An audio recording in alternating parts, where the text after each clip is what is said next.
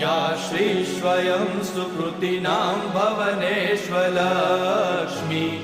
पापात्मनां कृतधियां हृदयेषु बुद्धि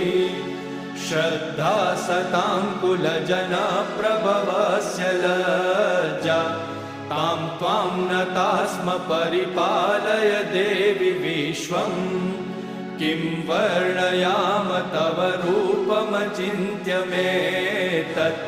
किं चातिवीर्यमसुरक्षयकारि भूरि किं चाहवेषु चरितानि तवानियानि सर्वेषु देवसुरदेवगणादिकेषु हेतुः समस्तजगतां त्रिगुणापि दोषे न ज्ञायसे हरिहरादिभिरप्यपारा।